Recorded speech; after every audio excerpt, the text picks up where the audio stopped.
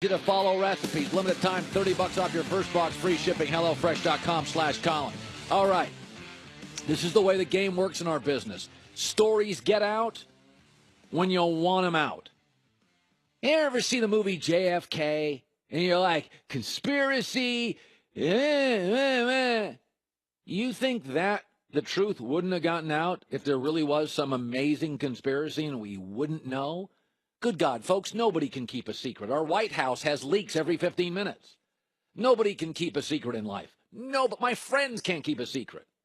I can keep a secret only because I have ADHD and you tell me something and I forget it. Otherwise, I couldn't keep a secret. So when stuff gets out, it's because people want it out. What is the one team in the NFL this year that's got a leak like every 5 minutes, more than our White House? The New York Giants. Why? Because they're sending messages. Remember that leak that came out? OBJ on the market. Why? Because they were tired of OBJ. So they leaked it to the top news sports guys in the country. Hey, he's out there. Call us. And people called. And the Giants wanted 2 first-rounders. And people said, and he's a little expensive. He's kind of fragile. He's kind of needy. We're not going to do that. Okay, so here's the next New York Giants leak. Report. The New York Giants like Sam Darnold at USC. They do not like Josh Rosen. So what are the Giants saying? It protects the Giants for not taking a quarterback. Because if Darnold goes 1 to Cleveland, the Giants can say, well, we didn't get our guy. I mean, we wanted a quarterback. We would have taken a quarterback, but our guy wasn't available. So what they're telling you is, what is the message? We're not taking a quarterback. Call us. We're trying to move the number 2 pick, Buffalo, Arizona, Miami. This story is leaking. It is a message to the NFL. We love Darnold, but he won't be available, and we don't like the second best graded quarterback. Things leak for a reason. Okay, and what does this leak mean? It means what I've been begging the New York Giants to do for 2 months. Trade the number 2 pick. There's 4 reasons why you got to trade the pick. Number 1, if you're not taking a quarterback, the pick is more valuable than the player you would select there at running back, defensive end, or corner.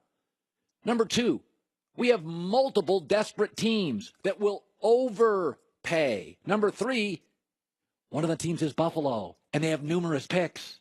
And number 4, come on, Giants, admit it. You got some nice defensive players, but you're rebuilding. Ooh, we got Nate Solder. Congrats. He's the 4th best left tackle in your division. The pick's now more valuable than the player you'd get there. There's desperate teams. One of them's Buffalo with multiple picks, and you're rebuilding. Things leak when you want them to be leaked. The Giants want this story out there. And I go back to this. Malcolm Gladwell came on our show a year ago. And I've told you for years, unless you're desperate for a quarterback and there's a guy like a Darnold and Andrew Luck out there, Malcolm Gladwell agreed with me, I'd always trade out of the top couple of picks. In a salary cap environment, the issue is not whether a first-round player is better than a second-round player. The issue is he better for the money than a second-round player? And the evidence is really overwhelming that second- and third-round players are massively undervalued. So you should always trade down. Here's another story, and it involves football, and it involves the New England Patriots. There is a story today that the Gronk-Belichick friction is what we thought it was. It's all about Tom Brady's trainer, Alex Guerrero. Belichick, there's an old saying, give a guy an inch, he takes a mile. Belichick was always reluctant to let Tom Brady use his personal trainer. Because if he let Tom use his personal trainer, and Tom's the most respected player and the best player and the highest paid player, he has great gravitas in the Patriots locker room. And Belichick's fear was, give him an inch, he'll take a mile. If I let him use Alex Guerrero, what if other players start using Guerrero? It hurts our locker room because then the training staff, you got a civil war in your hands here. The training staff is like, well, what about us? And the player's like, no, we like Tom's got. And Belichick doesn't like that stuff. He's never liked that stuff. He likes unified, non-chaos, all on the same highway, headed in the same direction. So there's more stories today that the Gronk-Belichick issue is centered on the trainer. So now we know that Belichick's struggling with Gronk and Belichick is struggling with Brady. These have been written, documented, and sourced. Bill also let 5 offensive players, valuable guys, Nate Solder, Danny Amendola, Dion Lewis, Fleming, the right tackle. He's letting guys go. And it makes me think this, that Belichick is no longer in the Tom Brady business. Bill Belichick is in the finding the next Tom Brady business. He has picks. They have no backup plan at quarterback. He has a relationship with Cleveland.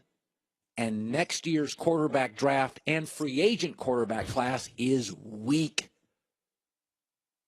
I'm telling you, it is not crazy to suggest that Belichick will give up all 4 of his picks. He's got 4 of the first 63 picks to get to number 1 and get Sam Darnold.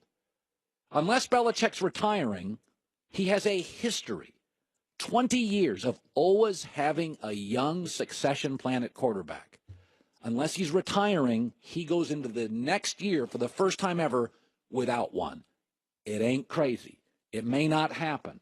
4 of the first 63 picks. He's done deals with Cleveland last 3 years. I still think the Patriots can get the number 1 pick. Hour 2 next.